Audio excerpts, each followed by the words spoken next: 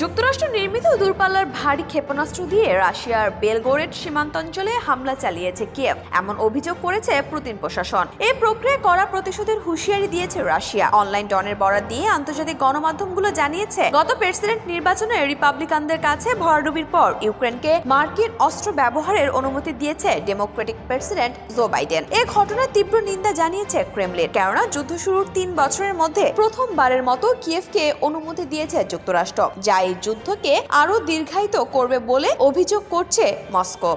রাশিয়ার প্রতিরক্ষা মন্ত্রণালয় বলছে যে 3 জানুয়ারি বেলগোরেডের সীমান্ত অঞ্চলে যুক্তরাষ্ট্র নির্মিত ATACMS ক্ষেপণাস্ত্র দিয়ে হামলা চালিয়েছে ইউক্রেন। পশ্চিমা কিউরেটরদের সমর্থিত কিয়েভের এই হামলার কঠোর প্রতিশোধ নেওয়ার কথা জানিয়েছে মন্ত্রণালয়টি। মন্ত্রণালয় সূত্র জানিয়েছে, সর্বমোট 8টি ATACMS ক্ষেপণাস্ত্র ছোড়া হয়েছে, যার প্রতিটি ধ্বংস করতে সক্ষম হয়েছে রুশ বাহিনী।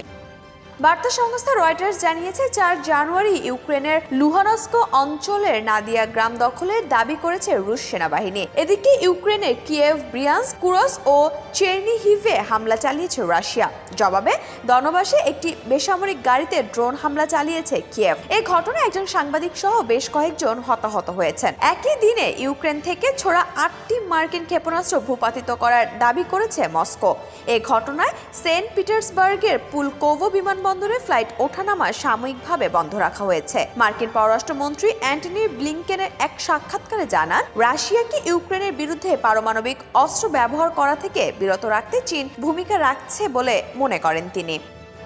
এদিকে মার্কিন প্রেসিডেন্ট হিসেবে ডোনাল্ড ট্রাম্প শপথ নেওয়ার আগে ইউক্রেনের অস্ত্র ঘাটতির সুযোগ কাজে লাগিয়ে পুতিন বাহিনী আরও বেশি অঞ্চল দখলের চেষ্টা করছে বলে জানিয়েছে মার্কিন গণমাধ্যম দ্য ওয়াশিংটন পোস্ট। যুদ্ধক্ষেত্রে বিশাল সংখ্যক সেনাবাহিনী হারালেও থেমে নেই রাশিয়ার হামলা। এই হামলা সামাল দিতে রীতিমতো হাঁপিয়ে উঠছে ইউক্রেনীয় সেনাবাহিনী। রাশিয়া দোনেস্কের প্রায় 4168 বর্গ কিলোমিটার জায়গা নিজেদের দখলে নিতে সক্ষম হয়েছে বলে কাতার ভিত্তিক গণমাধ্যম আল জাজিরার খবরে বলা হয়েছে। এতে ক্ষয়ক্ষতির পরিমাণ ছিল দিনে গড়ে 1180 জন, কিন্তু হতাহতের সংখ্যা বছরের শেষ দিকে উল্লেখযোগ্যভাবে বেড়েছে।